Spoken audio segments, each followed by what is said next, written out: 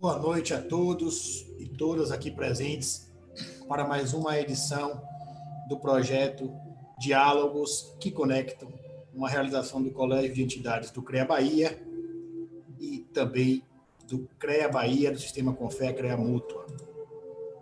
Espero que todos estejam já me ouvindo aí.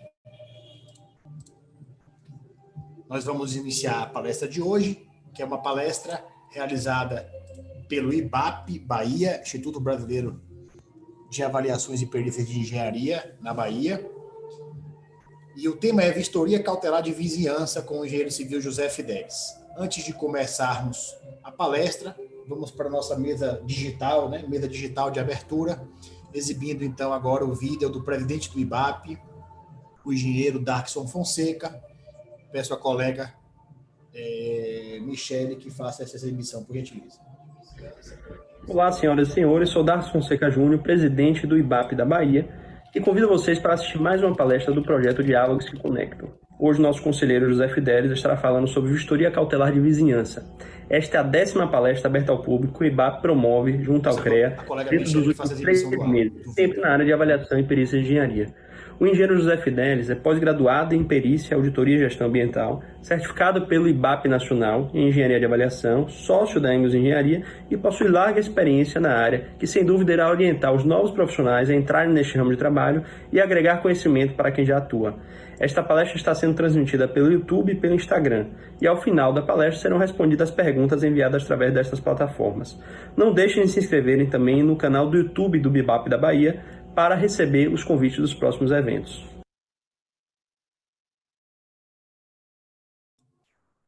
Maravilha, exibimos então aí o vídeo de abertura do presidente do IBAP Bahia, o engenheiro Darkson Fonseca. O IBAP que faz parte do Colégio de Entidades de Classe do CREA Bahia, são 11 entidades que estão promovendo diversos eventos, né, diversos diálogos que conectam. Algumas pessoas estão dizendo no chat que não estão conseguindo ouvir o áudio, outras estão ouvindo bem. O nosso retorno aqui está bom. Então, peço que vocês aí vejam se está tudo ok com o computador, a TV ou o celular de vocês. Vamos exibir, então, o segundo vídeo de hoje, da abertura, com o presidente do CREA Bahia, José Francisco Ramalho.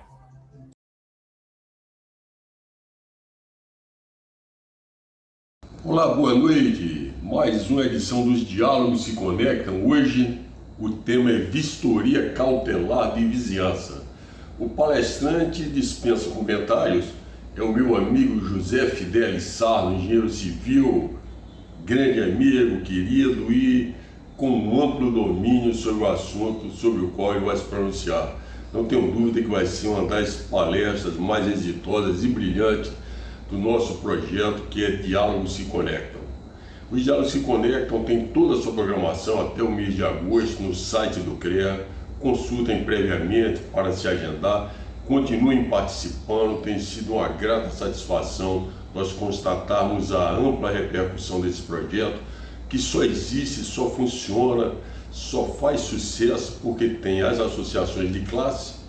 Hoje, inclusive, é o IBAP mais uma vez mandando um palestrante de alto gabarito, o CREA, que dá o suporte tecnológico e operacional, da mesma forma que vocês, que são destinatários, os observadores, que são profissionais, estudantes interessados. Muito obrigado pela participação de todos vocês. Fidelis, a casa é sua, você foi conselheiro federal e conhece de sobra o tema da sua palestra. Muito obrigado, boa noite, desfrutem. Essas foram, então, as palavras do presidente do CREA Bahia, o engenheiro José Francisco Ramalho. Nosso palestrante José Fidelis já está aqui conosco. Vou pedir ao nosso operador que coloque ele no nosso spotlight aí. Ok, Bruno? E vamos, então, para a apresentação do palestrante de hoje. Nosso palestrante de hoje é o engenheiro José Fidelis, ele que é engenheiro civil, pós-graduado em perícia, auditoria e gestão ambiental, certificado pelo IBAP em engenharia de avaliações nível AAA, tem a medalha Hélio de Cares, o 19º COBREAP, e já exerceu as funções de presidente do IBAP Bahia, vice-presidente do IBAP Nacional, conselheiro do CREA Bahia e conselheiro do CONFEA. Vamos, então, abrir o áudio do nosso palestrante, já está aberto. Doutor Fidelis, é com o senhor, então, a palestra. Boa palestra para o senhor.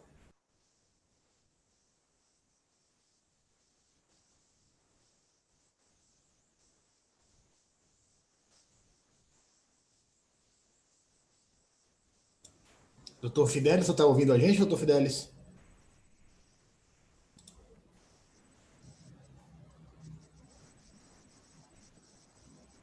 Acho que tem algum problema na comunicação com o Fidelis. Pedir para o pessoal entrar em contato com ele aí por telefone. Vitor, não. Talvez eu tenha que desconectar e ligar de novo, não? A gente quem está com ele no telefone pode informar que a gente está ouvindo ele Não, perfeitamente. só mexi aqui na rede para mim, hein? Na minha rede. Pode começar, doutor Fidelis. Pode informar ele por telefone que ele pode começar, que a gente está ouvindo ele perfeitamente. Pois é. Nada.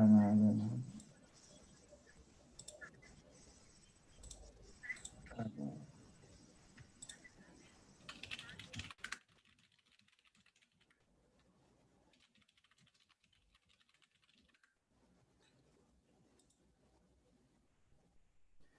Perdemos a conexão com o doutor Fidelis aqui, pessoal. Houve um problema na internet dele. A gente pede que vocês aguardem só alguns poucos minutos enquanto ele reconecta aqui para começarmos o evento de hoje.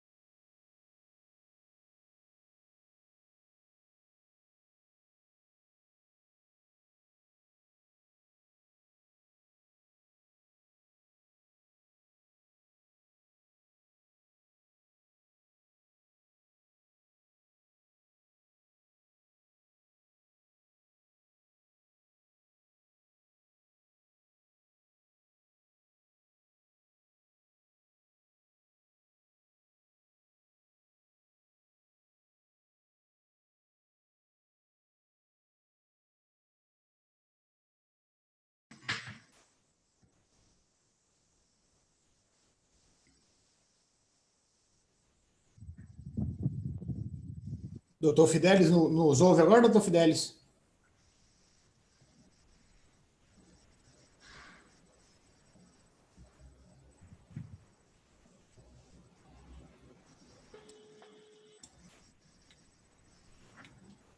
Vamos fazer contato com ele por telefone para ver se ele está nos ouvindo, por favor, pessoal. Ouvindo. O senhor está ouvindo a gente, doutor Fidelis? Me vendo? Já estou aparecendo? Já apareci, não?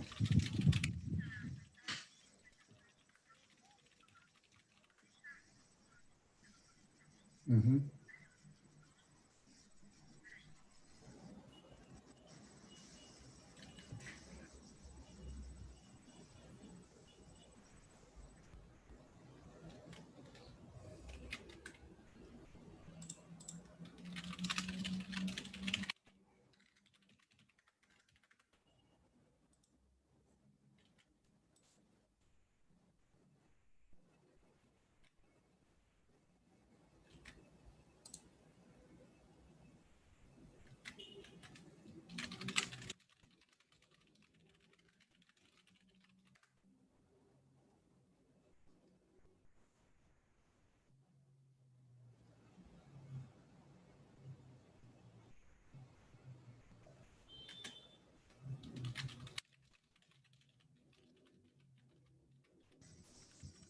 internet está funcionando perfeitamente.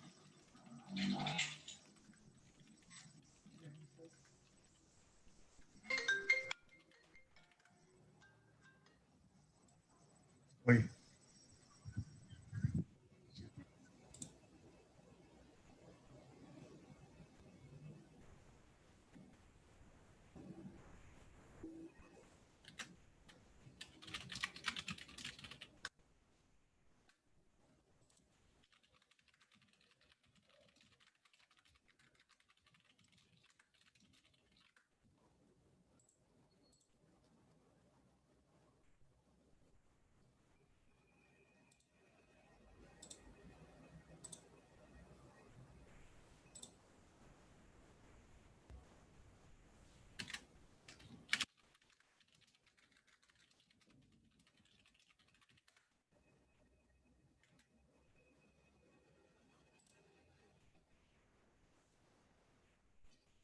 Agora sim, vamos ver se a gente consegue contato com o nosso palestrante Fidelis. Boa tarde, amigos. Desculpa aí esses pequenos transtornos. Esta pandemia está nos obrigando a se reciclar, principalmente nós velhinhos com essas tecnologias, mas vamos em frente. Inicialmente, eu gostaria de agradecer muito especialmente ao presidente Ramalho, do CREA Bahia, ao presidente Daxon, do IBAP Bahia, e essa maravilhosa turma de apoio aí que está nos carregando aí no braço e fazendo a gente conquistar novos mundos, novas tecnologias, com essas novas tecnologias, novos alcances. Eu sei que agora é uma palestra diferente. Normalmente a gente fazia no ambiente fechado, para grupos de colegas ou especialistas ou novos que estavam iniciando a carreira, e agora nós falamos para um público bem mais amplo, inclusive muitas vezes leigos que se encontram nesse momento conosco. Mas não se preocupem, não, é uma palestra de engenharia light. Então, os leigos também, vocês vão ver que vocês se encaixam aí, que vocês já tiveram algum problema de obra ao seu lado e você vai poder se enxergar e se entender.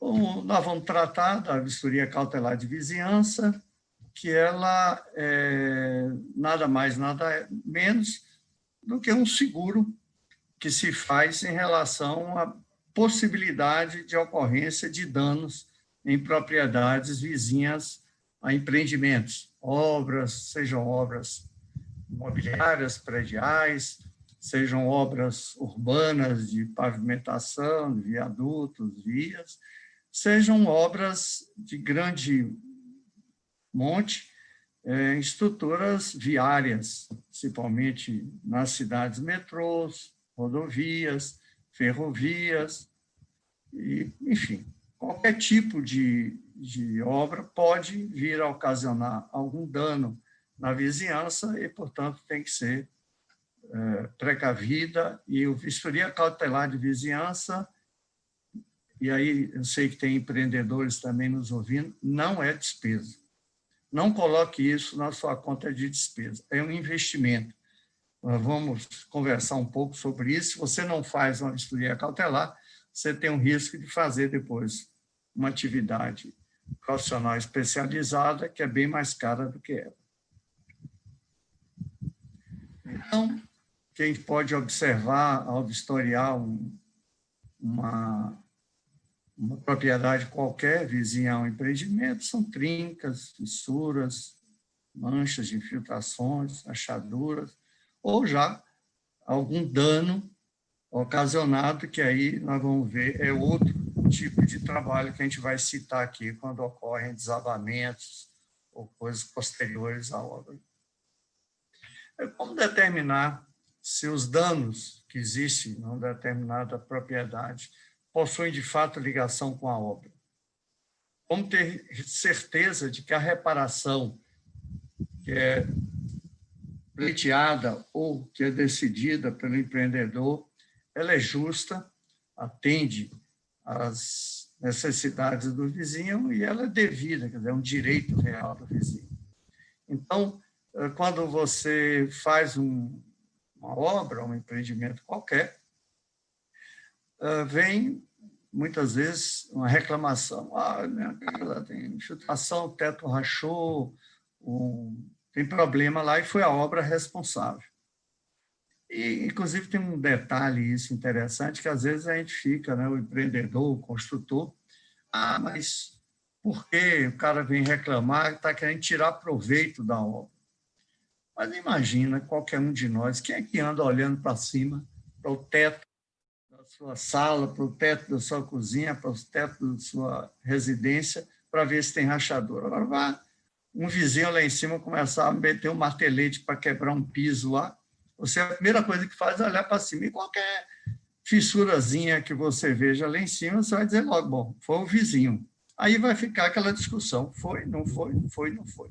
É a vistoria cautelar, e o produto dessa vistoria, que é o laudo de vistoria cautelar de vizinhança, ela tem exatamente essa função, saber se o problema já existia ou se ele foi causado pelo empreendimento, que é sempre a grande discussão, nós vamos discorrer um pouco mais sobre isso.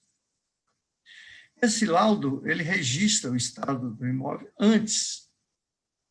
Isso é extremamente importante, antes do início do empreendimento, seja demolição, seja construção, seja fundação, seja ação de máquinas, vai fazer uma avenida, vai trepidar aquilo ali. Então, qualquer tipo de obra de empreendimento de impacto, ela tem que preceder essa vistoria. Muitas vezes somos chamados para dar proposta, para fazer serviço, e aí, no começo, não, eu só fiz tirar o mato, não sei o quê. Quando você vai ver, o cara meteu um trator, já arrancou um bocado de coisa e tal.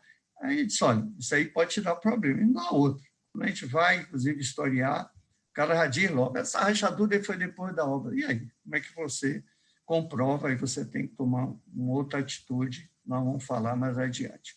E aí a garantia, inclusive, para os vizinhos e para os empreendedores, de danos ou prejuízos que não deveriam acontecer, porque as obras, essa é a responsabilidade da obra, ela deve prover de todos os recursos para que não cause impacto.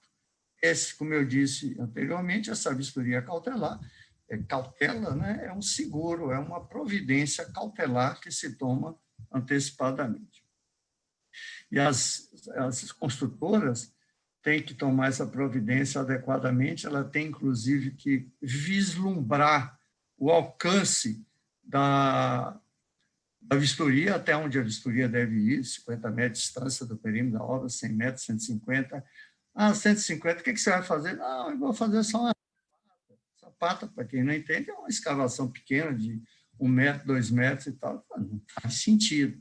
Agora, você vai romper rocha com dinamite, com explosivo, etc. Então, 150 metros, provavelmente, será um raio de alcance razoável. E aí você faz uma produção antecipada de prova, é o nome técnico que os juristas dão a isso, para a eventualidade de um embate judicial que você possa ter depois.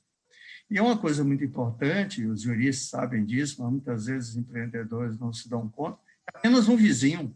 Eu tenho 100 vizinhos que poderiam te criar problema. E, às vezes, um só entra com ação judicial, se a justiça considerar que existe um dano iminente ou um dano já ocorrendo, pode paralisar uma obra.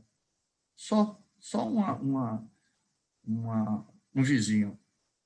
E outra coisa importante, os profissionais têm que estar atentos, nós vamos também falar um pouco depois sobre isso, a responsabilidade seja o que ele tem ao assinar um laudo desse, para que retrate exatamente o que se viu, e seja o risco que, quando um vizinho entre com ação contra o empreendedor, coloque também você, engenheiro, você, arquiteto, ou a sua empresa, no processo. Isso já aconteceu conosco. A nossa empresa já sofreu 4 ações, por nada, porque nós apenas tínhamos feito o laudo. O que acontece conosco em relação aos vizinhos? Nós fomos a cara da obra. Nós vamos lá antes, eles conhecem a gente, nós somos invasivos, a gente vai dentro da casa dele e tudo. Então, ele grava bem a gente. E mais do que isso, às vezes, o único documento, o único termo, a única carta, a única relação que o vizinho tem com a obra é com a gente. Então, esse nome que está aí, Engels Engenharia, no caso nosso, é o que está lá no nosso laudo e que a gente entrega para o vizinho. Nós vamos ver depois qual é o procedimento. Então, é muito marcante. Então, entra contra a construtora JJ e, como chama-se, Litis Consort, entra contra a Engels também. Então, nós já nos defender em 4. O custo que a gente teve com uma ação dessa equivalia a 20%, 30%, 50% do valor da remuneração que nós recebemos quando fizemos esse trabalho. Então, a gente tem que ter muito cuidado e nós vamos ver adiante uma medida que a gente sugere que se tome. Então, em relação aos vizinhos, eles se sintam seguros. Em relação à empresa, preocupado com suas atividades e com suas influências. Isso é um efeito psicológico muito importante que acontece, chamaria até de psicossocial. E as pessoas, quando veem os tratores, os movimentos chegarem na beira da sua casa, ficam logo preocupados e com justa razão. Aí nós falávamos do alcance, né? Não existe uma padronização quanto ao raio de influência. Isto é de responsabilidade do construtor. A gente sugere que, no mínimo, os imóveis que têm uma confrontação direta com o perímetro da obra, o perímetro da obra são os limites do terreno onde a obra vai acontecer, sejam vistoriados, e depende muito do projeto de implantação do empreendimento. Então, essa determinação é do cliente. Por quê? O cliente sabe se ele tem uma fundação, por exemplo, falando predial, que é o mais costumamos trabalhar, sabe se a sua obra, sua fundação, por exemplo, vai ter um grande impacto na vizinhança, uma grande trepidação. Recentemente fomos consultados por um empreendedor de uma obra aqui, urbana, aqui em Salvador, em que ele vai fazer algumas escavações, algumas modificações no sistema viário, e tem, inclusive, uma pista que ele vai fazer vizinho a alguns prédios. Então, quando vai se fazer uma pista, se escava, se faz o subleite, subbase, base. Então, se usa, né, muito equipamento que vai compactar aquilo, seja para retirar o material inservível, seja para colocar o material novo, uma fundação de uma pista que se faz. Isso provavelmente terá um grande impacto. E aí, ele nos deu uma poligonal, nós fizemos levantamento, ele achou que tem muitos imóveis envolvidos e tal, e aí refez o planejamento dele, de que provavelmente não vai impactar tanto, e pediu para refazer a proposta. Bom, isso é ele que vai decidir. Se ele decidiu errado e depois um vizinho que não foi contemplado com a vistoria sofreu algum dano e vinha reclamar, ele vai ter que tratar o assunto e nós vamos ver qual é o tratamento que ele vai ter que dar, que é muito mais caro. Então, essa quantidade de imóveis repercute no tempo do trabalho da gente, também no custo. E as condições de tipologia dos imóveis que serão vistoriados dizem o tipo do laudo que nós vamos fazer, seja um laudo em via, seja um laudo, que também é importante. Não é só imóvel, unidade autônoma que a gente vistoria também áreas urbanas, postes, pontos de ônibus, vias, etc. Aí, vistoria ou perícia, aquilo que eu vinha falando antes. Então, se você não faz a vistoria, você está fazendo um jogo, está correndo um risco. Ah, bom, eu não vou fazer essa vistoria não, que é caro, não quero gastar com esse dinheiro e tal, e nem quero perder tempo, quero começar, beleza. Se ninguém reclamar, se nenhum dano você causar nos seus vizinhos, você tirou o pulo de 10 no jogo. Mas se 1, se 2, se 5, se 10, se 20, se 50 passarem a reclamar de você, você se meteu na enrascada, porque em vez da vistoria cautelar, que é uma solução preventiva, não entra no mérito, é mais barata, reduz os conflitos e não apura a causa de responsabilidade porque não teve o dano ainda, você vai fazer uma perícia, que você vai descobrir a posteriori a origem dos danos. Então, o vizinho reclama, aí tem lá um monte de rachaduras, fissuras, tem um monte de infiltrações, aí vai ter que ser um engenheiro mais experiente, ele vai lá, o arquiteto, e ele vai lá descobrir a origem desses danos, determinar as causas e responsabilidades, se possível, vai entrar no mérito do projeto, da construção dos materiais, por exemplo, isso aqui está quebrado aqui porque a obra que danificou. A gente vai ver o que a obra fez, a obra não vibrou nada, não tem 200 metros de distância e trabalhou daquela casa, muito pouco provável, a gente tem que fazer outras investigações, mas é muito pouco provável que tenha sido ocasionado pela obra. E é um trabalho demorado, custoso, e que você não garante. Você não consegue garantir previamente de que você vai fazer um laudo que vai responder a todas as questões desejadas. Então, a recomendação é que se faça a vistoria cautelar. Tenha sempre cautela ao fazer empreendimento. E você vai fazer um empreendimento de milhões, não é uma vistoria cautelar que vai onerar os custos da obra. Como eu disse no início, é um investimento do senhor empreendedor. É uma solução preventiva, mais barata e reduz conflitos. Evite conflitos com vizinhos, não escondendo só com a peneira, fazendo, e tem os procedimentos técnicos adequados, especializados, vamos investir neles.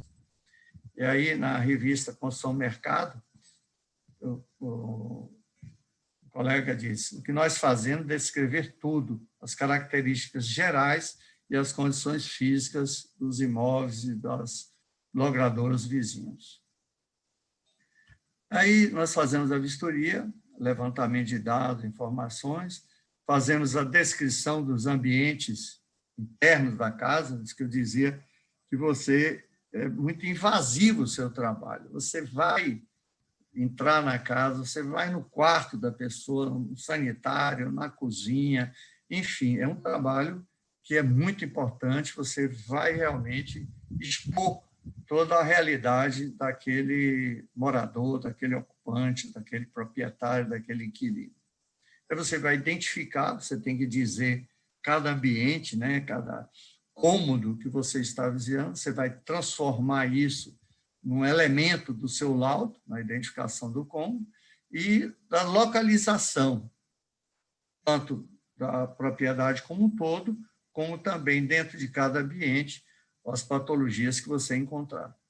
Faz uma ilustração fotográfica e elabora o laudo de vistoria cautelar de vizinhança. O que é esse CPC aí que eu coloquei? É a sigla de Código de Processo Civil. O Fidelis está falando de fazer uma coisa cautelar para não ter problema com a justiça e já me vem com Código de Processo Civil, calma. Eu apenas coloquei aí para fazer uma referência que o novo Código de Processo Civil, ele tratou a questão, e já estamos, né, no mundo digital, a questão da fotografia digital, que era uma controvérsia entre os juristas sobre a sua validade. E como a fotografia digital, ela permite, né, hoje em dia nem se usa mais esse termo, né, o Photoshop, a alteração, então ela criou, e quando surgiu, há anos atrás, uma desconfiança natural.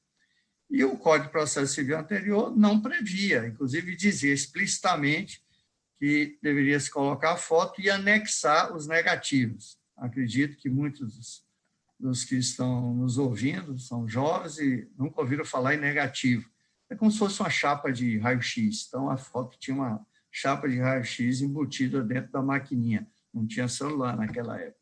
Então, você tirava a foto, você tirava aquele negativo, vinha enroladinho, levava para uma loja especializada e revelava e imprimia num papel.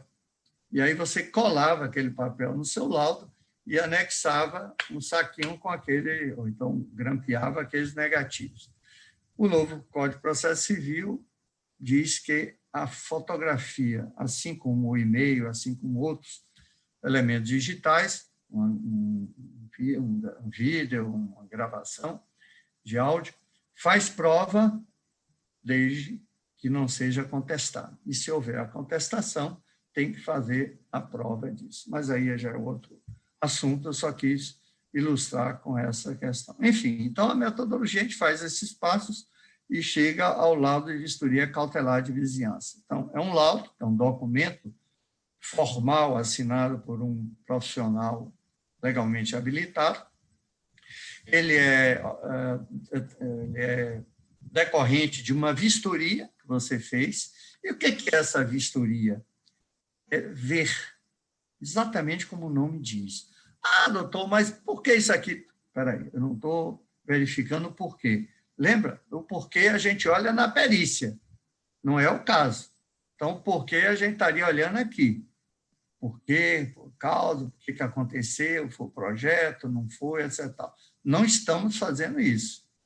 Nós estamos agora fazendo uma vistoria cautelar. Então, a vistoria era o registro. E a ilustração fotográfica digital, eu costumo dizer que um laudo de vistoria cautelar de vizinhança é um laudo de fotos. Então, são as fotos que vão demonstrar a situação. Então, é como se você congelasse aquela propriedade ou aquele logradouro naquele momento e naquela hora. Então, a situação antes da obra, exatamente essa, você documenta e registra.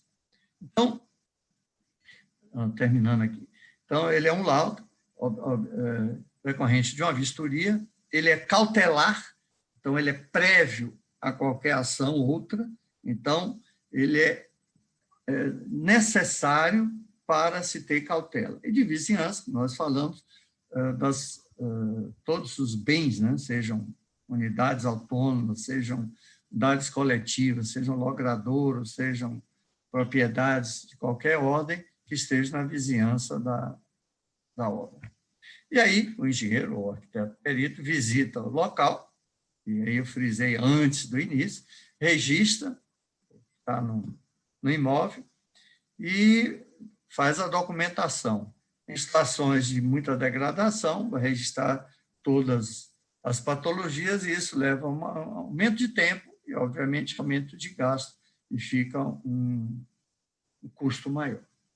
Quando a gente encontra algum problema grave, ocasionalmente, a gente orienta o morador a corrigir, para peste desabar, independente da obra, até porque a gente vê que, se ficar daquele jeito com a obra, isso vai acontecer um problema, e o laudo para o empreendedor também vai chamar a atenção do empreendedor, e aí se faz uma avaliação sumária.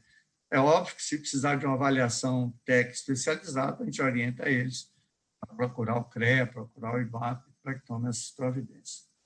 Dependendo dos problemas que a gente encontra na vizinhança, a consultora pode até mudar o projeto e evitar que aquele dano ocorra. Então, como nós falávamos, depende muito do tipo, né, de empreendimento, tipo de fundação e tal. Então, existe um tipo de fundação, que é a estaca Frank, que é uma estada moldada em loco, com os debates que se provoca um grande impacto no solo, para compactar, inclusive, o solo no entorno da estaca que vai ser feita. Depois, compacta muito o fundo para que ela se assente num terreno bem compacto. Isso gera uma tremenda trepidação no entorno. Acredito que muitos que estejam nos assistindo tenham passado por situação parecida. E aí muda, muitas vezes, o projeto, fazendo uma fundação com hélice contínua. Então, hélice é um guindaste, ele tem um motor, como se fosse uma broca de uma furadeira dessas que a gente tem em casa, mas faz isso no solo, e isso com estacas de grandes dimensões, de grandes resistências, para evitar. Então, hoje tem muitas soluções. Esse empreendedor mesmo que nos consultou recentemente para a salva viária, ele me disse que não vai ter muito impacto, a gente vai usar estaca raiz, aí está outra coisa que ele falou que ia usar, que não causa grande impacto. Estaca raiz também é uma estaca já de menor dimensão, mas que injeta o concreto com grande pressão. Aí você pode ter alguns obstáculos, por exemplo, impossibilidade de visualização. Então, você chega numa casa, tem estrutura de alguma coisa ali que impede que você visualize. Por exemplo, tem um grande armário, uma roupa, alguma coisa, e o proprietário impediu que você pedisse para deslocar aquilo, ou até o peso possibilitou. Você registra no seu laudo esse detalhe, porque amanhã ou depois, se vier qualquer reclamação, vai ter que se fazer uma observação de que aquilo provavelmente poderia ser prévio, que às vezes até o próprio proprietário não conhecia. E às vezes o morador muito detalhista fica perguntando muito. Então você leva um tempo, às vezes, muito exagerado para fazer uma vistoria. Como eu disse, ela é só um olhar fotográfico rápido. Você, primeiro que é invasivo, quanto menos tempo você ficar na propriedade, é melhor para o vizinho, para você, e para o que ele contratou, porque quanto mais rápido você estimar e orçar o seu trabalho, mais barato ele vai ficar. Mas, às vezes, isso nem sempre é possível e pode acontecer. Infelizmente, a gente tem que aguardar e convencer o morador, ocupante, proprietário a permitir que a gente continue. A outra coisa é a obstrução da vistoria. Então, chega lá e diz, não vou deixar você vistoriar a minha casa. Moço, isso aqui é benéfico para o senhor, é mais benefício para o senhor deveria agradecer ao empreendedor, ele está gastando uma verba para nos contratar para a gente fazer esse trabalho. Nós não somos da construtora, nós somos contratados para fazer esse trabalho, e a gente vai dar um laudo, vai lhe entregar um relatório, o senhor vai ficar com um documento que é a sua garantia, o seu seguro de garantia do seu imóvel, para que a obra está tomando todos os cuidados para não acontecer nada, e se eventualmente acontecer alguma coisa, o senhor tem esse documento na mão. Mas, às vezes, não tem jeito. Inclusive, recentemente, um prédio aqui em Salvador, o pessoal foi lá fazer a vistoria, ela simplesmente, acho que comunicou diretamente via portaria ou via administradora do condomínio, não vou permitir. E, se não me engano, ela tem um colega, até um engenheiro, que era morador lá, o proprietário, não sei, mas não permitiu que fosse vistoriado. Ou então, encontramos imóvel fechado. Isso é muito comum, principalmente quando é uma vistoria cautelar de grande de extensão, né? Obras grandes, ou que tem um perímetro muito grande, ou ela é muito extensa. Então, muitos imóveis, a gente encontra muitos imóveis fechados. O que a gente deve fazer nesse caso? A gente deve protocolar uma correspondência. Como é que a gente protocola essa correspondência? De várias maneiras. Pode preparar um termozinho, deixa lá na porta, bota por debaixo da porta, como faz um cobrador qualquer. Aí, normalmente, nós fazemos até 3 vezes. A primeira vez, depois vamos a segunda e a terceira. Feita a terceira, e não obtemos sucesso, a gente faz um laudo de vistoria externa. O que é isso? Como se for uma casa. Então, a gente vistoria as partes externas, sejam possíveis de vistoriar, fotografa tudo, fotografa via, tenta, né, obter a assinatura de alguma testemunha vizinha. Quando é uma coisa normal, que não haja obstrução da vistoria, os vizinhos assinam. O imóvel está fechado, eles até nos ajudam a tentar localizar o proprietário, telefonar, alguma coisa. Então, a gente faz todos os esforços para identificar o vizinho e conseguir penetrar na propriedade. Isso falando-se de residência, de prédio, de salas, e faz um laudo de vistoria externa. Pode ser que o seu cliente lhe peça para você entrar com ação judicial para obrigar a abertura. Até agora só me ocorreu uma vez isso. Foi numa licitação da Petrobras, há muitos anos atrás, eles iam fazer, não sei se, acho que construíram uma torre de escritórios lá em Santos, tipo essa torre Pituba que nós temos aqui em Salvador. Eles delimitaram o raio de influência e no termo do edital tinha lá dito, caso tenha obstrução de vistoria, então esses dois itens aqui. Obstrução de vistoria ou imóvel fechado, faz essa tentativa de correspondência, às vezes, tal, não conseguindo, tem que entrar com ação judicial para o juiz determinar a abertura. Então, uma corporação, né, muito grande e tal, já deve ter seus históricos de pessoas, né, que foram cobrar depois alguma coisa, então tem lá suas razões de fazer isso. Obviamente demora mais, fica mais caro, mas é o cliente que determina. Aí se pergunta, né? Mas qual a validade dessa vistoria externa? Não vale a pena. E aí alguns empreendedores também dizem, não, eu não quero que você faça, não vou lhe pagar e tal. Os juristas orientam que deve ser feito. Por exemplo, no caso da obstrução da vistoria, por que aquele proprietário, ocupante daquele apartamento que eu me referi, na vistoria que nós fomos fazer aqui perto, não quer? Ninguém sabe por que ele não quer essa vistoria. Presumivelmente, não se pode garantir nada, mas aquele que não deixou historiar seria o mais provável de questionar depois qualquer problema na obra.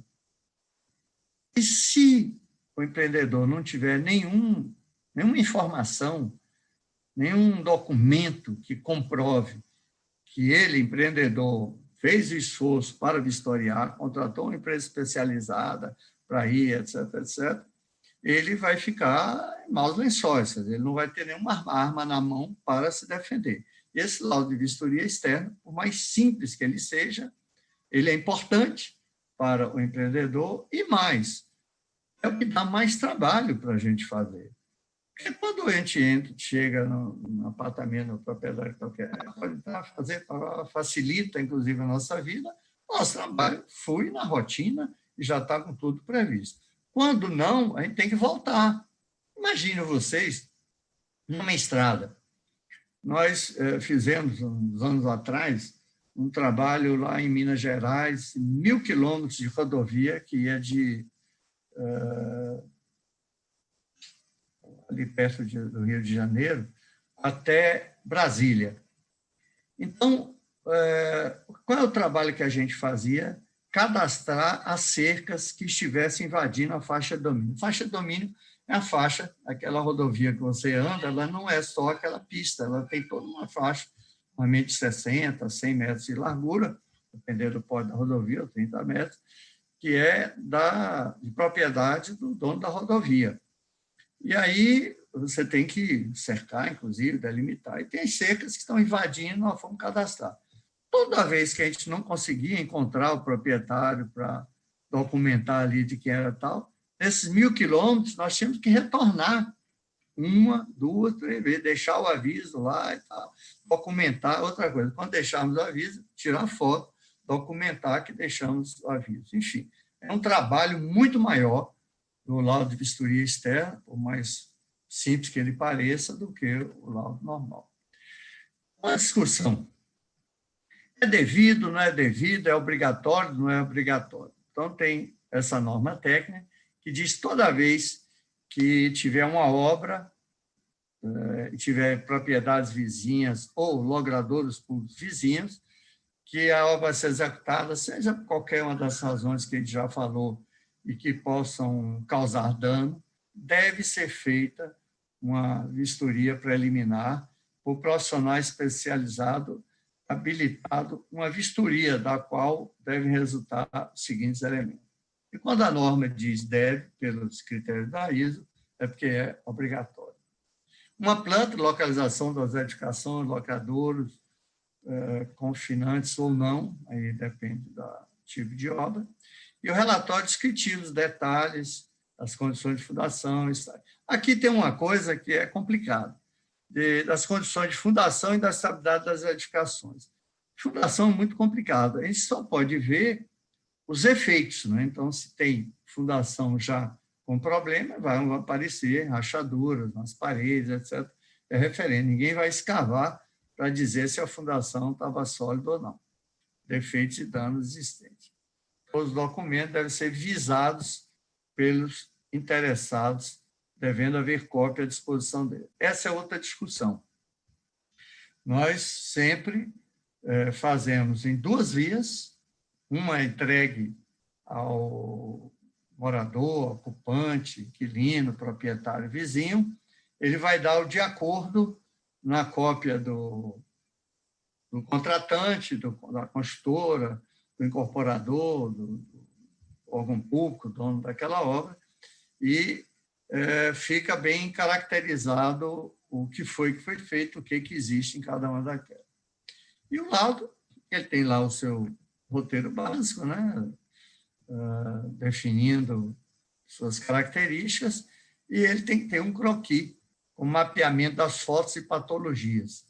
Recentemente, nós entramos numa licitação, um trabalho grande de um metrô, envolvia milhares de imóveis a serem vistoriados, e no modelo que eles nos mandaram, não tinha um croquis de mapeamento das fotos. Então, você via um monte de fotos no modelo deles, e as fotos, você tinha que até escrever muito para descrever o ambiente, acabava se sabendo que ambiente era, mas não estava bem posicionada a foto. Então, nós consideramos que esse croquis, esse mapeamento é fundamental, a gente vai ver um exemplo. E o relatório fotográfico, como a gente já falou, ele é de extrema importância.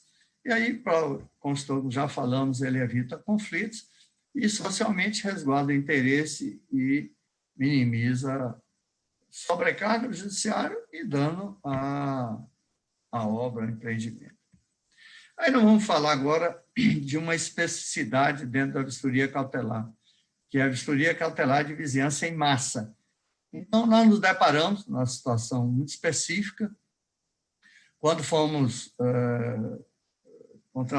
consultados, depois contratados, demos a proposta e fomos fazer a vistoria cautelar no entorno do estádio da Fonte Nova, aqui em Salvador, em que ele ia ser implodido.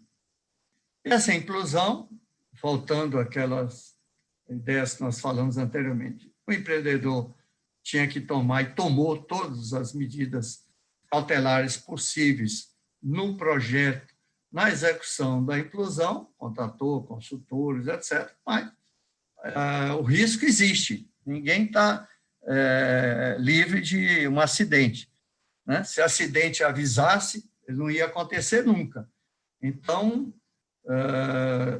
eles tomaram também a precaução, os consultores indicaram que era um perímetro no entorno da Fonte Nova, 250 metros, não de raio, de faixa, né, do entorno, tanto de vistoria cautelar como de evacuação, como realmente foi feito. E aí nós nos deparamos com esse problema. O que acontece sempre? Prazo curto, né? O pessoal quer fazer obra, não quer esse negócio de ficar parado, vendo. Então, nós tivemos uma grande obra, um grande impacto, e tivemos que desenvolver uma metodologia própria, tanto para vistoriar como para fazer o laudo. Então, em poucos imóveis, a gente fotografa praticamente todos os locais, vê todas as patologias, descreve, e o mesmo profissional vistoria e elabora os laudos. Na vistoria em massa, as fotos já vêm com a identificação dos locais com patologias, os danos encontrados são codificados, e tem uma equipe para vistoriar e outra equipe para elaborar o laudo. Aí você imagina a coordenação e articulação disso. Você, no poucos imóveis, você faz um detalhamento do imóvel, da infraestrutura, um registro fotográfico de todo o imóvel e toda, descrição de todos os cômodos, anomalia, e não contém croquis. Em massa, são informações básicas, registro fotográfico das patologias, as anomalias e falhas são codificadas e um croquis com a identificação. Essa metodologia que eu vou apresentar foi criada para possibilitar que uma equipe numerosa e com níveis de qualidade de informação distintos atingir com eficiência e com rapidez, com a tecnologia desenvolvida pela ENE. Aí tivemos que elaborar um manual, roteiro, método, localização, codificação dessa patologia, que vem sendo aperfeiçoado. acesso, como acessar os cômodos, como tirar as fotos, orientações, o croquis, como fazer, evoluímos bastante, inclusive, em relação a isso. E a impressão do laudo, entregue a assinatura do ocupante, que sempre foi feito, e estabelecer uma rotina diária dentro de um cronograma geral, que isso era revisto permanentemente e em contato com o cliente que está no nosso cangote pressionando para resolver. Elaboração de um boletim de campo, com os dados, com os códigos, com um roteiro, que é o mesmo roteiro do laudo que vai ser digitado posteriormente para facilitar. Evitar o mínimo de digitar, ou, quando digitar, ele já está todo planificado. O laudo é uma peça fundamental para resgatar e já são as conclusões dos ocupantes de imóveis, assim como os responsáveis pelos empreendimentos. Um momentinho, deixa eu mostrar aqui um exemplo, que fica mais fácil para a gente visualizar.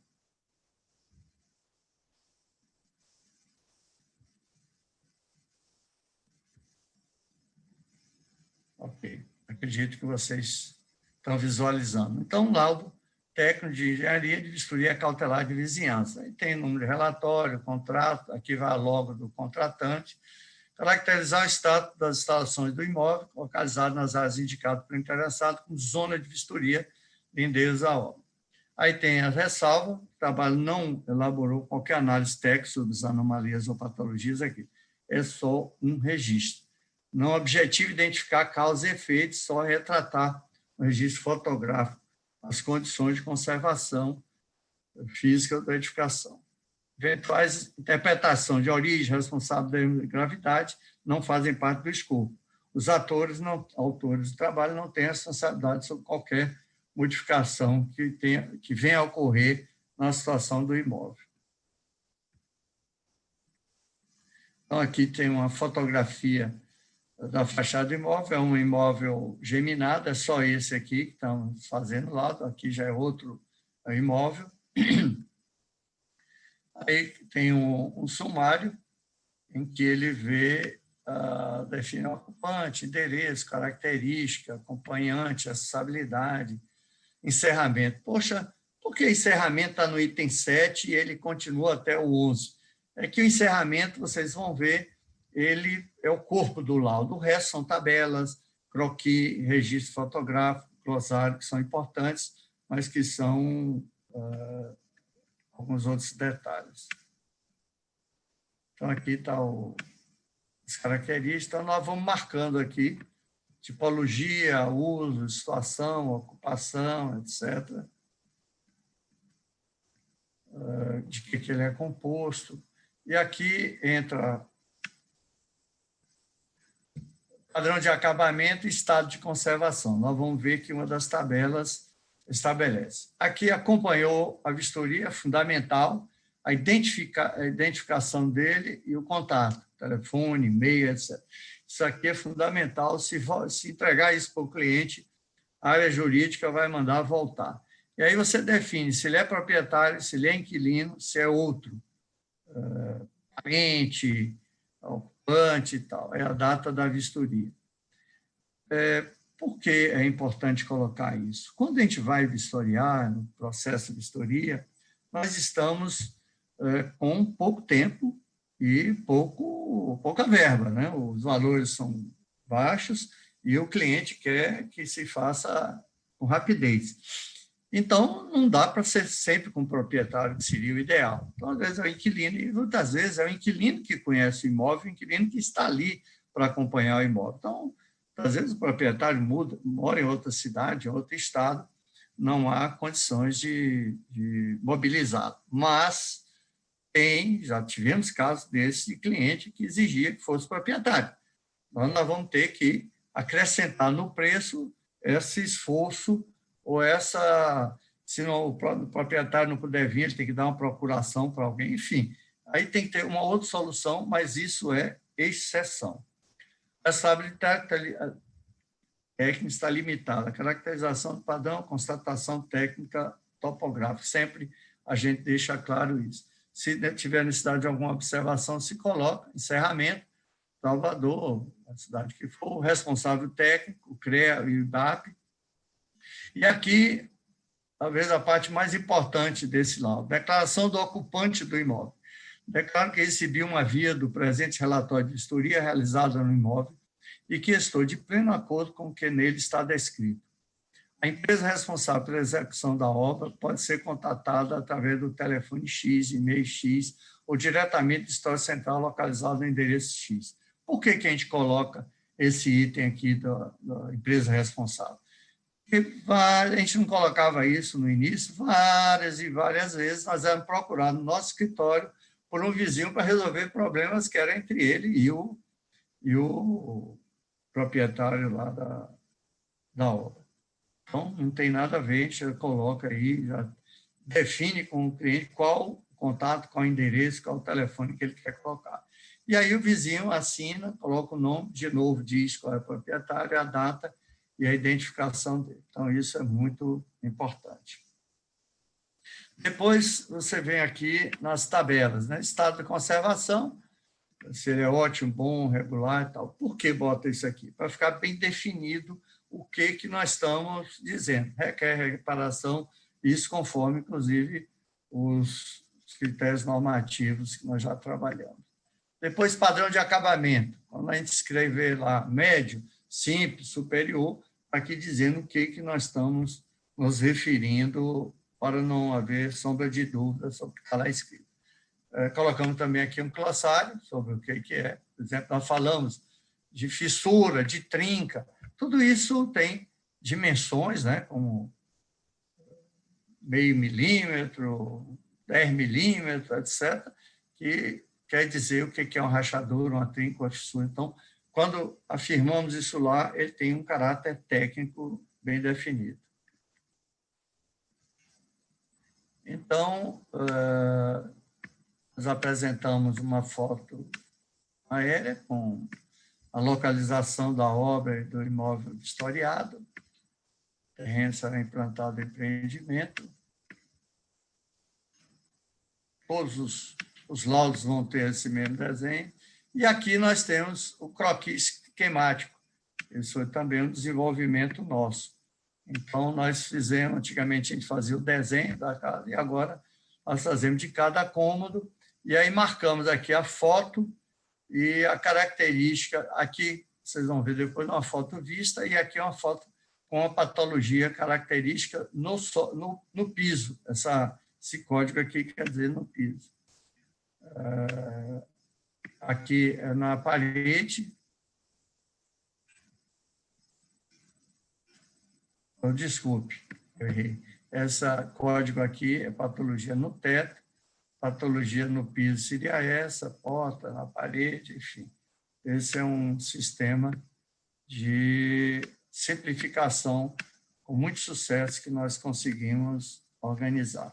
Então, aí nós passamos ao relatório fotográfico, como eu disse, ele é fundamental, em que nós fazemos 2 tipos de foto. A foto vista, quando é geral do cômodo, da fachada, etc., que não tem nenhuma patologia identificada, e depois as fotos todas essas são vistas. As fotos vistas também no cômodo interno ela tem vista. Foto em que mostra o forro com pintura, fissura, trinca. Então, essa patologia vai aparecer naquele croquis como uma foto de teto. Aí você tem outros também de forro, com umidade, vista, e por aí lá vai. Os que já têm hábito de fazer inspeção predial, relatório, já vai vendo esse tipo. Então, aqui, ó, aqui botou, qual foi a descrição que deu aqui? Trinca e fissura. Qual seria a trinca? A menor, desculpa. Trinca e fissura, a menor, tá? Acho que aqui já pode ter chegado até uma rachadura, talvez. E aí lá vai, umidade, você aponta. Amanhã, surgindo qualquer dúvida, olha aí no relatório, isso aqui já tinha tanta umidade como tinha fissura ou trinca, etc. Aqui as listas, os cômodos, aquele que eu dizia aqui, ó, a gente entra na casa, no quarto do indivíduo, então é bem invasivo, ele tem que ter muito respeito muito cuidado para adentrar e obter a autorização dos vizinhos. Bom, então, isso é uma breve exemplo, né, esquemático do que a gente faz ou precisa fazer quando vai fazer a vistoria cautelar. E meu tempo já está se esgotando. Vocês vão me dar mais uns minutinhos aí. Conclusões. O laudo salvaguardar interesse tanto dos Ok, doutor Fidelis, fica à vontade, fica à vontade. proprietários do empreendimento, deve-se entregar uma via do laudo ao responsável com assinatura e concordância. O senhor nos ouve aí, doutor Fidelis? O senhor nos As ouve? vistorias de massa é necessário dar um tratamento especial, atendendo a um cronograma e um orçamento restrito, mas tem que fazer bem feito, com custo acessível. Por isso que a gente falou da tecnologia mais especial. A obrigação de fazer, elevado ao grande incremento de expansão imobiliária, faz o nosso segmento uma atividade importante e que tem se desenvolvido. Devemos atentar para essa importância e um mercado de trabalho que deve ser preservado com a atuação qualificada dos nossos profissionais, dos nossos serviços, dos nossos laudos, do nosso trabalho. Eu participei há muitos anos atrás de um seminário, um evento sobre empreendedorismo em escritório de engenharia e arquitetura. Então, chamava escritório porque, apesar de sermos pessoas jurídicas, não deixamos de ser um escritório de profissionais, né? A pessoa jurídica é só uma exigência formal. E aí eu dizia lá a importância, era o marketing dos escritórios de engenharia e arquitetura. E esse marketing falava da importância de divulgar, de marketing. Aí o profissional dizia, tem um colega engenheiro, tem gente que diz que é o alto trabalho, a qualidade do seu trabalho, que é o seu marketing, não é verdade. Aí eu disse, olha, na minha experiência pessoal, é a qualidade que eu tento colocar nos meus relatórios, meus laudos, meu trabalho, meus cálculos, enfim, minhas obras que me trazem clientes. Eu não faço nenhum trabalho de divulgação maior. Não que eu seja contra, não que eu acho que isso seja errado, mas na minha experiência também era diferente. Quando eu era jovem, com muitos de vocês, os meios, os termos de acesso eram diferentes, tal, também eu trabalhava como empregado, não era empreendedor, mas enfim. Ao IBAP, através dos seus associados, cabe sistematizar essa experiência e elaborar critérios e instruções, normas, etc.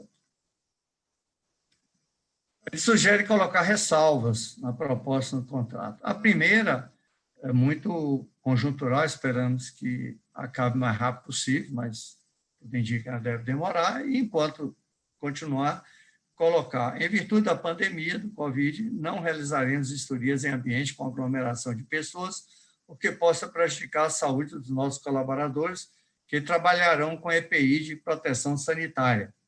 Os ambientes deverão estar desocupados, só uma pessoa devidamente protegida poderá acompanhar a vistoria. Então, os termos poderão ser outros, mas sugerimos que se coloque essa ressalva para não ter o dissabor de chegar lá e não poder vistoriar, porque está muita gente sem condições de sair. Isso gera também uma segurança para o nosso contratante e, obviamente, é um termo e é um meio de conseguirmos entrar no imóvel.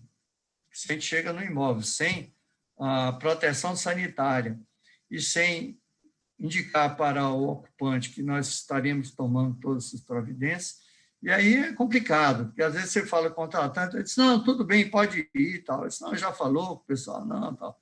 Então, é importante cobrar do contratante que ele fale com os vizinhos para obter essa aprovação. E aqui é outra questão que eu já falei. No caso da contratada vir a ser acionada em demanda judicial ou extrajudicial, em que fique contratada a culpa da contratante ou de seus funcionários, essa se compromete a assumir os ônus decorrente da ação da infração. Então, no caso, né, a culpa da contratante qual era? Fazer a obra. Não tínhamos nada, não estávamos fazendo obra nenhuma, a gente foi só fazer uma vistoria a cargo dele. Então, nós éramos um representante dele, ele que era o empreendedor. E a gente ser acionado, não cabe. Então, deixar isso bem claro para não termos um custo alto. Tá. O IBAP deve continuar promovendo esses debates para aumentarmos, né, a expertise nessas áreas. E recomenda-se os usos, né, de equipamentos eletrônicos para elaborar os boletins de vistoria e diminuir o trabalho de digitação, reduzir o tempo, o custo e a margem de erro do nosso trabalho. Um passo a passo rápido, né, tem a finalidade, responsabilidade do historiador na proposta, contratação de serviços, as restrições de cada um. Então, muito cuidado essas preliminares, que elas vão determinar, muitas vezes, o curso da história depois. E a vistoria, o laudo, o conceito, a indumentária, né? Então, além dessas indumentárias do Covid, nós devemos ter também uma boa máquina fotográfica e com identificação, nós vamos com farda, né? Com crachá e com devidamente parametrado com o logo da empresa, etc. Comunicação prévia, através de carta de apresentação, facilitando a confiança e o acesso do historiador. Então, isso é responsabilidade do cliente. Então, isso tem que deixar bem claro que ele tem. Então, são poucos, pronto, ele comunica aos poucos. É muita, uma população grande, população hipossuficiente, normalmente moradas também simples e tal.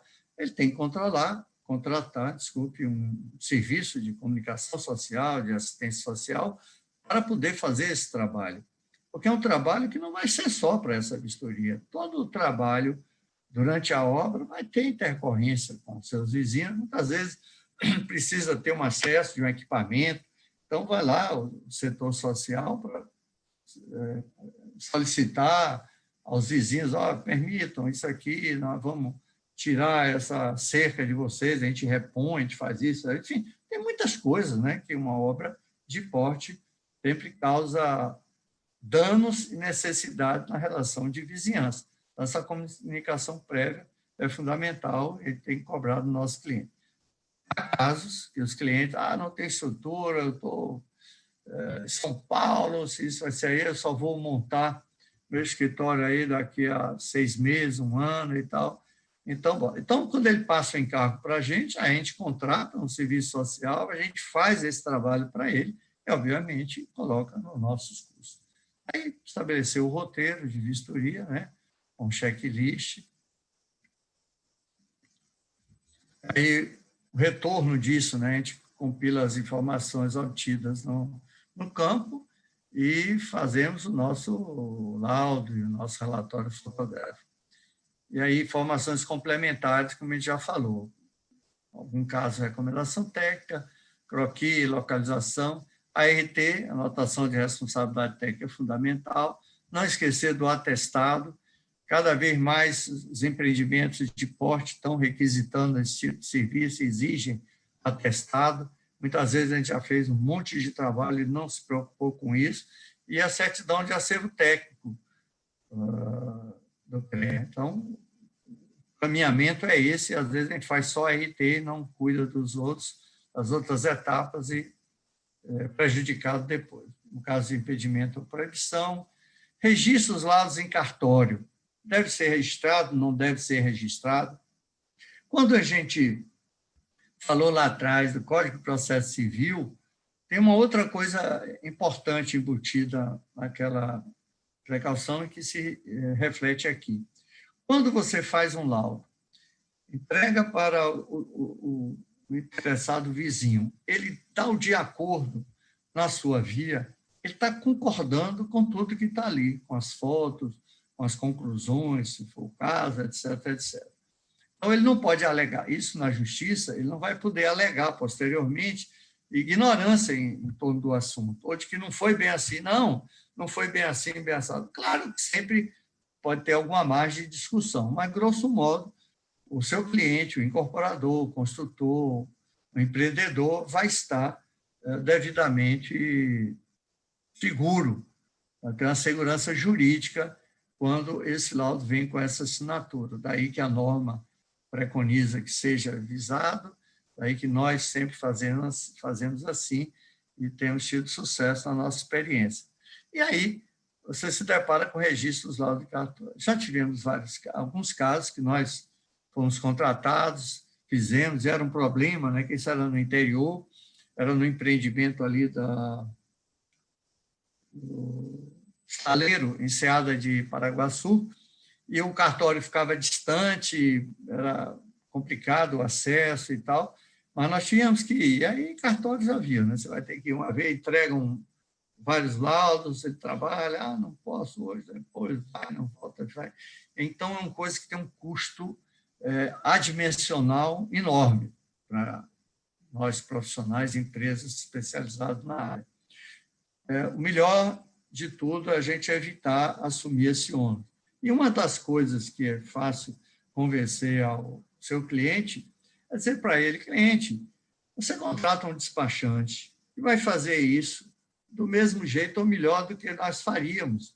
Nós lhe damos qualquer apoio técnico que você tenha. Então, o laudo vai lá, de repente o escrivão acha que não está de acordo com um critério do cartório, aí volta e a gente refaz aquilo, enfim, algum problema técnico da nossa responsabilidade, a gente assume.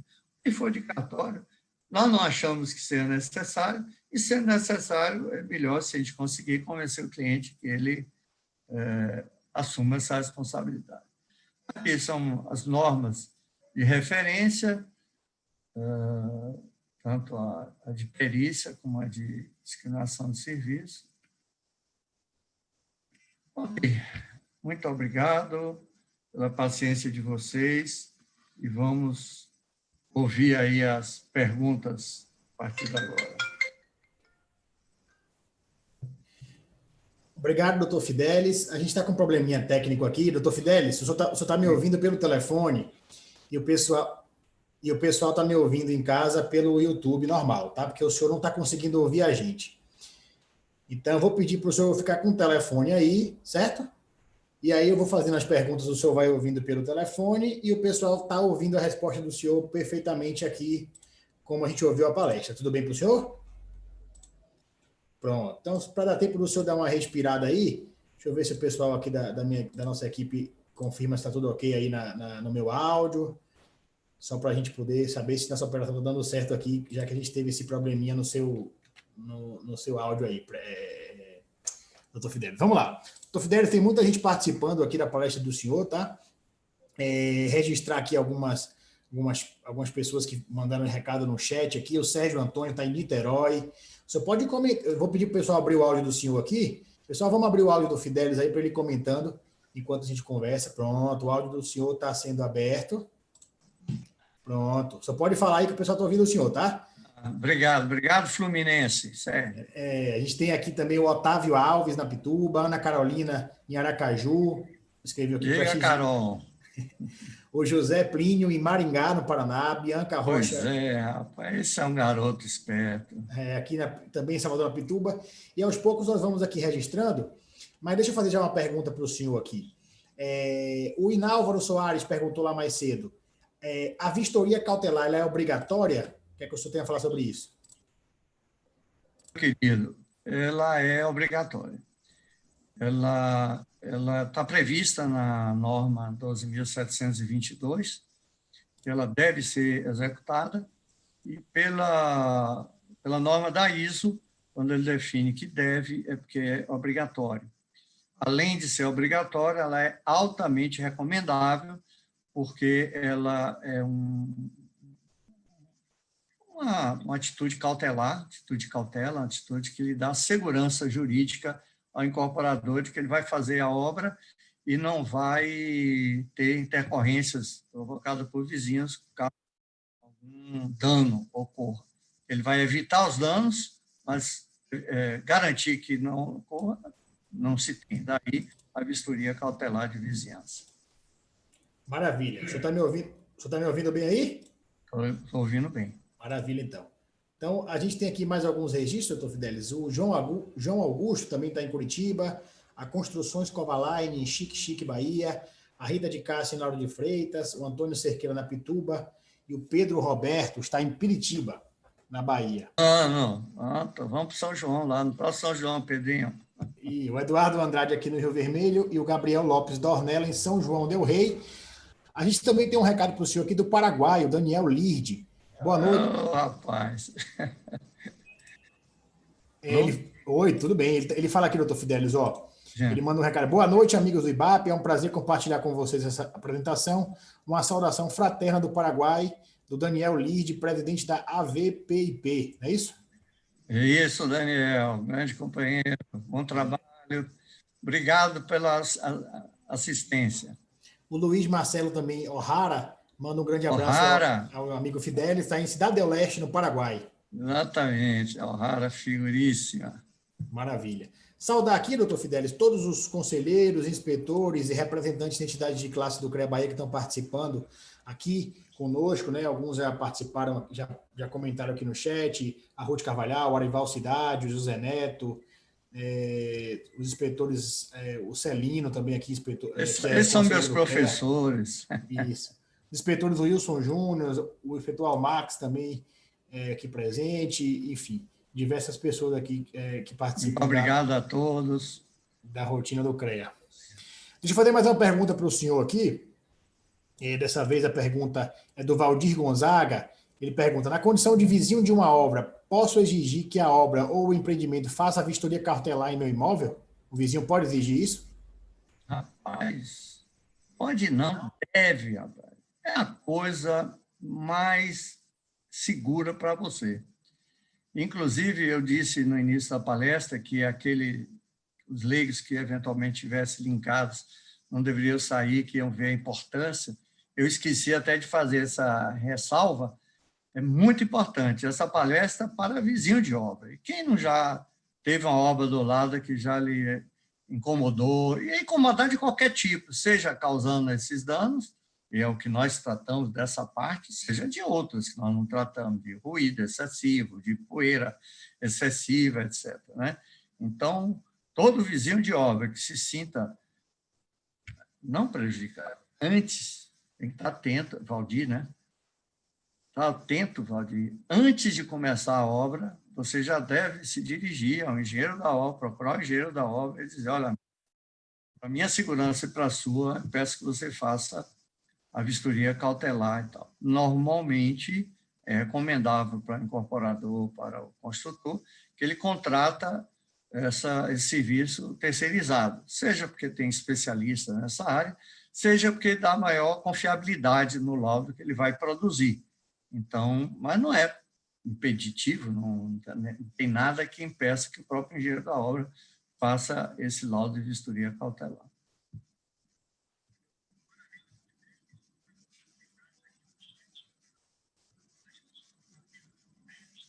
Obrigado.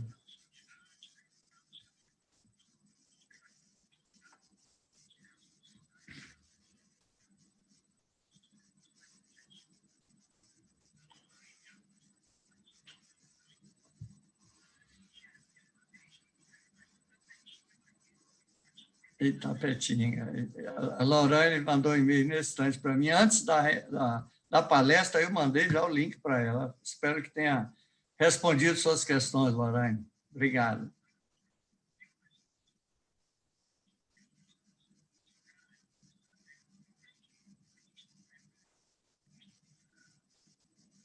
Qualquer engenheiro, qualquer arquiteto que tem conhecimento, né, da área e tal. E é um conhecimento relativamente simples, não é complexo, mas ele tem habilitação, tendo o CREA, registrado do CREA, ele tem habilitação para fazer esse serviço.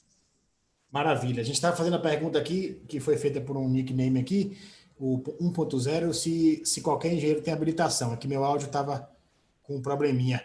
E aí registrar aqui, que o senhor já mandou um abraço para a Lohane, que está participando de Ipatinga, Minas Gerais. É que eu estou aqui no telefone e no computador para poder driblar aí esse probleminha. E a DG Engenharia, que está em Itapetinga. Né? Então, Certo. muitas participações aqui, como eu falei, né? O pessoal não estava me ouvindo, mas parabenizando, o senhor já ouviu, mas parabenizando a didática e a palestra do senhor. O Francisco também Morato está aqui em Londrina, Paraná. Lembrando que essa é uma palestra que é a realização do IBAP, né? IBAP Bahia, em parceria com o CREA Bahia. E o projeto Diálogos Conectam envolve diversas entidades de classe. Nós temos uma programação extensa aí que vocês podem acompanhar em nosso site creaba.org.br. Doutor Fidelis, temos mais perguntas aqui. Deixa eu pegar mais uma aqui. O Antônio Cerqueira. Como contornar a situação de um vizinho que, agindo de má fé, não permite a vistoria do imóvel, entendendo que assim não irá criar provas de danos pré-existentes? Boa pergunta. Aquilo que eu falei. Depende muito do seu cliente. Se nas nossas propostas padrão, a gente vai comunicar a ele uma vez, 2 vezes, 3 vezes, para permitir que ele autorize a entrada. Não autorizando, a gente vai fazer um laudo de vistoria externa. Então, esse laudo fotográfico que puder, no prédio, a porta do apartamento, a fachada, uma casa, mais fácil ainda, e, se possível, tomar testemunha e prepara esse documento e entrega ao seu cliente. Isso aí vai servir futuramente para a defesa do cliente, caso ele venha alegar danos no seu imóvel que não tenham sido vistoriados. Tem um outro recurso, que eu também elenquei ali na palestra, que é ou a vistoria cautelar ou a perícia. Quando é que vem a perícia?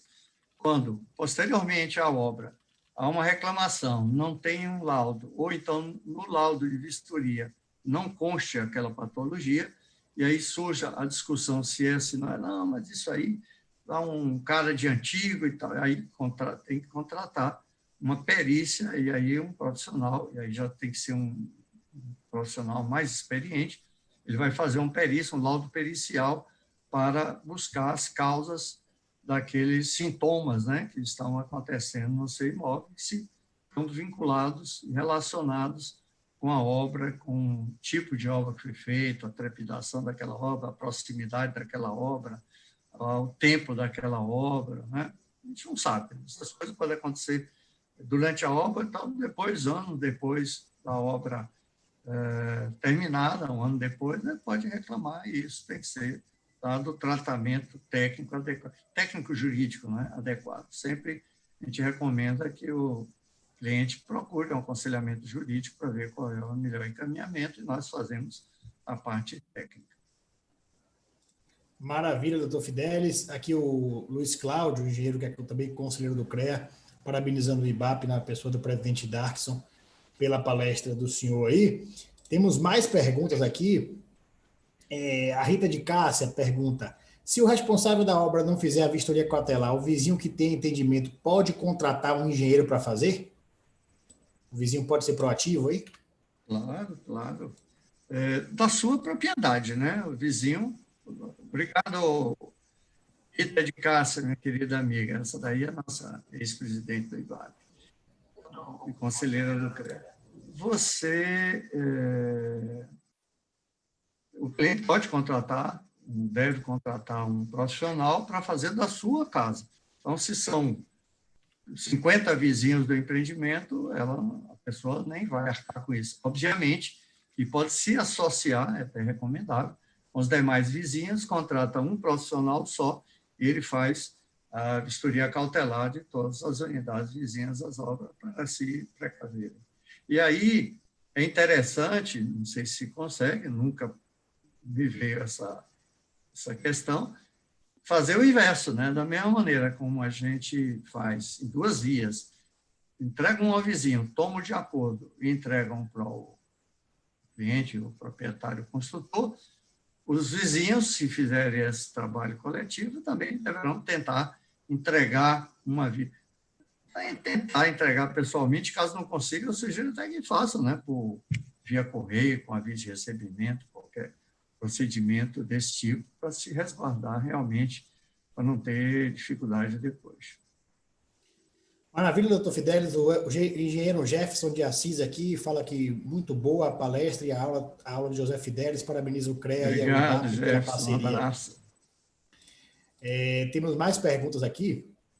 O Almax fala, professor José Fidelis, esse laudo de vistoria cautelar de vizinhança não tem nada a ver com o estudo de impacto de vizinhança. Tem essa é a pergunta dele. Fugiu um pouco o seu som. O senhor está me ouvindo melhor agora? Agora.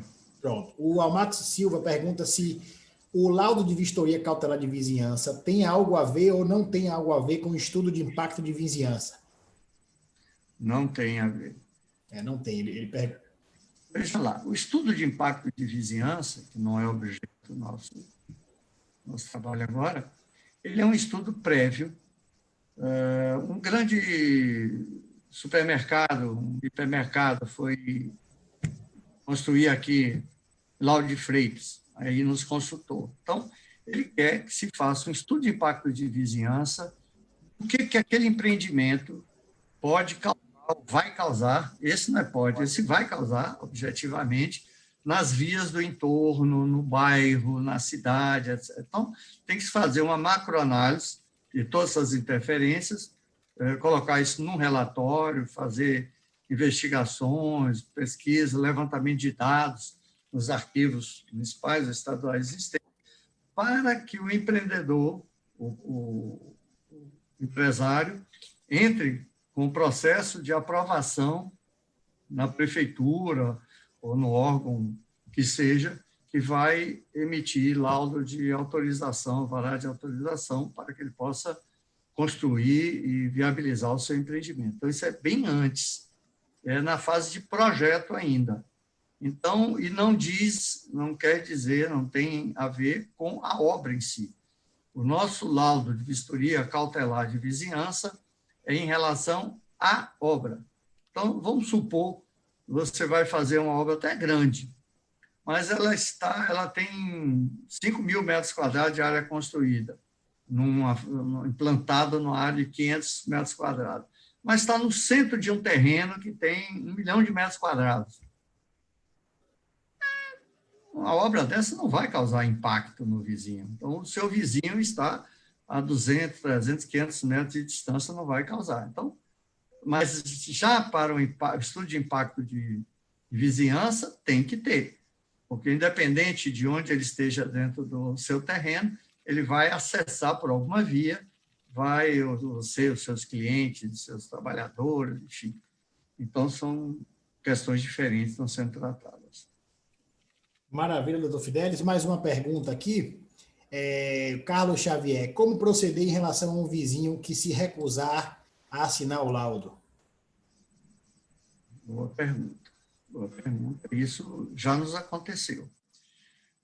A primeira providência imediata, mais simples, barata e mais rápida é tomar assinatura de vizinhos como testemunha de que a gente tentou entregar e não conseguiu e tal. Isso é complicado, vizinho não gosta de testemunhar contra vizinho, é quase sempre impossível de se conseguir. Aí a gente leva para o cliente, aí o cliente às vezes aceita e coloca lá, avalia que o risco é baixo, então não. Mande por aviso de recebimento pelo correio, não, mande por tal forma, enfim. Não, só através de via judicial. Bom, então isso não está no nosso escopo, a gente recomenda que você mande e tal. E se ele não quer, então a gente apresenta uma proposta, um orçamento para mover um pedido judicial que seja feito judicialmente. Mas não tem outra alternativa. Maravilha, doutor Fidelis. Estamos colocando aqui no chat os contatos que o senhor passou para a gente, para divulgar para o pessoal aí que quiser manter contato com o senhor, tá? E vamos encaminhar aqui para as últimas perguntas. Infelizmente, a gente não vai conseguir responder 100%, mas acho que dá para responder mais uma aqui. Eduardo Andrade pergunta, doutor Fidelis, terceiros podem utilizar o laudo? Terceiros é a pergunta? Acho que ele se refere a terceiros, né? Outra pessoa que não seja a obra, o realizador da obra ou o vizinho, né? Oi, Andrade, como vai, meu velho? Esse é um grande estruturalista aí. Olha só, velho, eu nunca me deparei com essa situação. O que seria terceiro no caso? Eu acho que ele se Não refere, vejo. doutor Fidelis, ao uso do Diga. laudo por uma outra pessoa que não seja nem quem está realizando a obra, nem o proprietário da casa, o vizinho, É digamos isso que eu assim. digo, eu não consigo imaginar qual o interesse dessa terceira pessoa. Bom, por exemplo, as autoridades públicas poderão utilizar. Então, um licenciamento ambiental, uma fiscalização de obra, né? Qualquer um desses poderão se valer, eventualmente, porque aquilo é um registro. Um registro objetivo é uma foto congelada de uma determinada realidade, de um determinado imóvel, numa determinada data. Então, é um documento importantíssimo. Agora, por exemplo, o vizinho utilizar, por exemplo, o vizinho não deixou entrar na casa dele.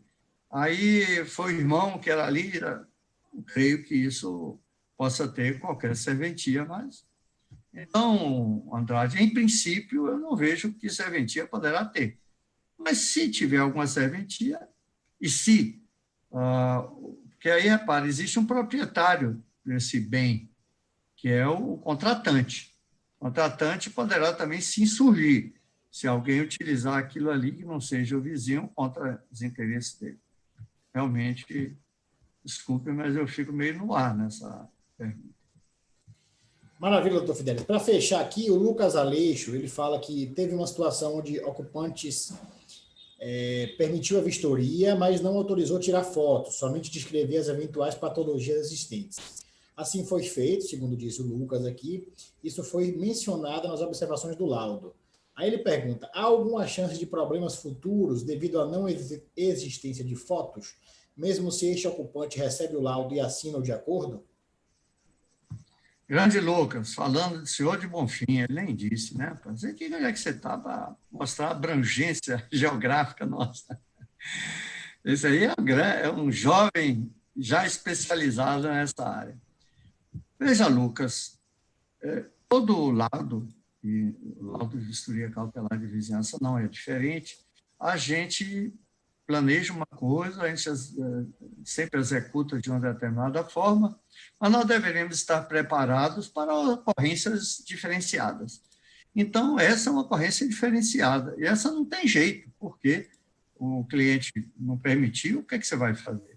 Nós tivemos até um caso desse, né? Estranhamente, era um profissional da área jurídica, aqui em Salvador, vizinho a um empreendimento, e aí ele não deixava, não podia entrar na casa cômoda, não podia tirar foto de tal coisa, etc, etc. Por exemplo, a gente já sabe, vai inspecionar banco, por exemplo, tem áreas ali restritas. Então, ele não permite. Às vezes, a gente pode entrar no caixa forte, não pode tirar foto, não pode isso, não pode aquilo, então a gente faz e registra, a gente tira a foto da porta, né?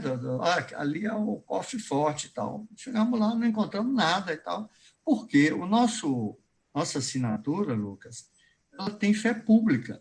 Quando você assina aquele documento ali, você é um profissional, mesma coisa que o médico assina um laudo lá para tomar tal medicação, e ele assume a responsabilidade. Quando nós assinamos aquele laudo, nós assumimos também a responsabilidade. Se vai ou não ocasionar algum problema, pode ocasionar. Por quê? Porque a precisão da descrição do laudo é menor se não tem a foto.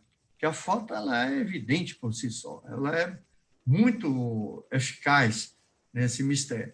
Então, esse laudo vai ter uma pontuação um pouco abaixo da requerida. Mas, e do nosso ponto de vista, nós não temos outro jeito a fazer, a menos que o cliente fique frio, o cliente entra com ação judicial e o juiz determine que o vizinho é obrigado a permitir as fotos. Mas, se não houver esse interesse do cliente, essa proatividade do cliente, a nós, como contratados, não cabe fazer diferente. E a gente ressalva, agora, ressalvar direitinho, descrever bem, ressalvar bem essa ocorrência. Maravilha, doutor Fidelis. Olha, nossa próxima palestra no Diálogo Se Conectam, avisando ao pessoal que está nos assistindo aqui, é o tema levantamento tridimensional com laser scanner para projeto BIM. É uma promoção da ASEAB, que é a Associação de Engenheiros Agrimensores da Bahia, e o palestrante é o analista de sistemas Boaz Teixeira de Souza. É na quinta-feira, dia 9 de julho, às 18 horas. Então, quinta-feira, dia 9 de julho, às 18 horas, temos mais um encontro aqui no Diálogo Se Conecta. Hoje... Daqui a 2 dias. Isso. Hoje a gente está encerrando por aqui, vou dar a palavra para o senhor fazer o encerramento. Agradecer a todos que participaram, agradecer ao senhor, agradecer ao IBAP Bahia, em nome do presidente Darkson Fonseca, também agradecer ao CREA Bahia, em nome do presidente José Francisco Ramalho, e, enfim, né, mesmo com essa questão, essa dificuldade do senhor nos ouvir pelo aplicativo, mas a gente conseguiu aqui no plano B no celular, funcionou bem, o pessoal interagiu aqui, tivemos pessoas de vários lugares do país, de várias cidades do interior e até colegas do Paraguai aí. Queria agradecer ao senhor mais uma vez e dar a palavra para o senhor fazer o encerramento.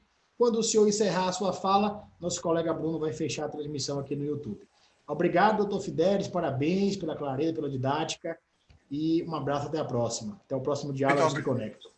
Muito obrigado, meu amigo, obrigado a todos vocês que também conseguiram suprir essa deficiência e nos possibilitar essa interação.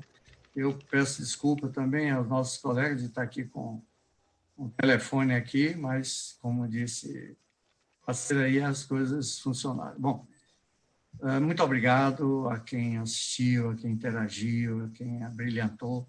Essas perguntas que vocês fizeram demonstram sempre o que eu falo nesses momentos, né, que a gente aprende com cada palestra, aprende com cada aula, aprende com cada dinâmica de interação, e é isso que a gente propugna que todos nós façamos. O IBAP é mestre, seja em cursos, seja palestras, e agora com a pandemia estamos utilizando muito o recurso de videoconferência e lives, e tem sido de uma forma maravilhosa. E nos nossos congressos, lembrando a todos que no próximo ano, em outubro, e aí com certeza não vamos ter essa epidemia para atrapalhar, vamos ter o COBREAP em São Paulo. Então, todos nós vamos nos reencontrar lá para discutir esse e outros temas com maior profundidade. E é o CREA, que eu sempre digo que é um novo CREA, um CREA que trouxe uma interação com as entidades que não deixa de ser a razão de ser do CREA, propugna pela sociedade, mas é a sua atuação através das entidades que melhora a interface dos profissionais com a sociedade. Esse é o papel do CREA. Meus parabéns ao presidente Ramalho, meus parabéns ao presidente licenciado Luizão, mas esse é o trabalho que nós temos que fazer sempre, e podem contar com o IBAP como parceiro, que nós estaremos sempre visando o melhor para o CREA, o melhor para os profissionais, o melhor para a sociedade. Uma boa noite a todos, muito obrigado pela paciência, pela interação. Boa noite, doutor Fidelis, registrando aqui também a presença do conselheiro Walter Sarmento, que parabenizou o senhor aqui, e agradecemos ao senhor, e até a próxima Diálogos que Conectam. Colega Bruno, pode encerrar a live.